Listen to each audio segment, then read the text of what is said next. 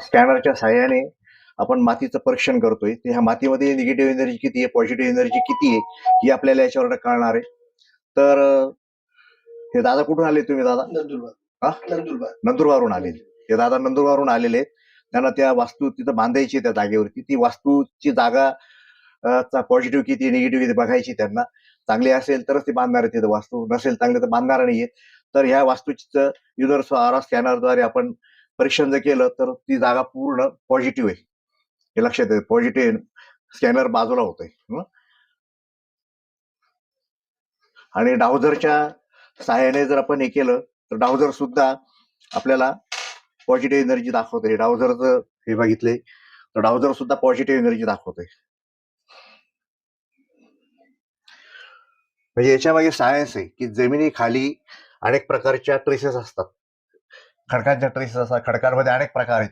अस्थिजन्य, magnesium, potassium, sulphur, phosphorus, अनेक प्रकारचे खडक असतात. ज्वालामुखीचे खडक असतात, लावा रसाचे असतात.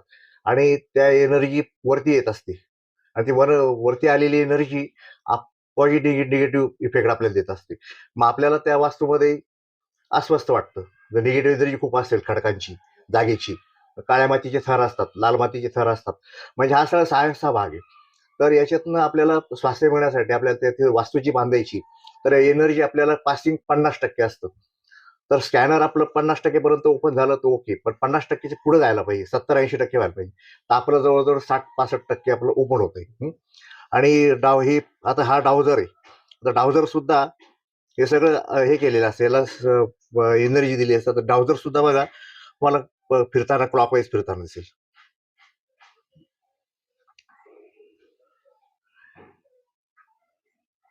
घड्याळाच्या काट्याप्रमाणे फिरत येते. हे पॉझिटिव्ह एनर्जी.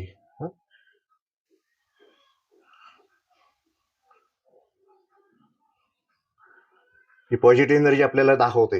नंतर की आपण त्याची 20% आपण त्याच्यात वाढ करू शकतो. मग ज्यावेळेस आपण आरसीसी फुटिंग घेतो त्यावेळेस काही रेमेडीज असतात, काही वास्तुदोषनाशक यंत्र, ते जर टाकले आपण तर 20% वाढते आणि ती परमनंट राहते. आज ही फ्लेक्झिबल आहे, आज 65 भरते, ती कालांतराने 60 होईल किंवा 70 होईल. पण तुम्ही जर त्याच्यात प्रतिबंधक उपाय जसं आपण लसीकरण करतो बाळाला, का देतो की भविष्यात त्याला पोलिओ होणे, ट्रिपलचे डोस देतो, गुडीचे डोस देतो, काय भविष्यात त्याचं चांगलं राहावं. तसं ती वास्तू भविष्यात चांगली राहावी एवढ्यासाठी आम्ही हे फुटिंगमध्ये पोलिओ डोस टाकत असतो एक प्रकारची. तर तेच आपण रेमेडीज करून घेतल्या, काही यंत्रसामुग्री असते, रत्नसामुग्री असते, ते टाकली तर 20% वाढते आणि ती परमनंट राहते. तर ह्या पद्धतीने आपल्याला वास्तूचं आपल्याला जागेचं परीक्षण, आपल्याला मातीचं परीक्षण करता येते. आता जागा ओके तुमची, काही अडचण नाही, काही नाही. धन्यवाद.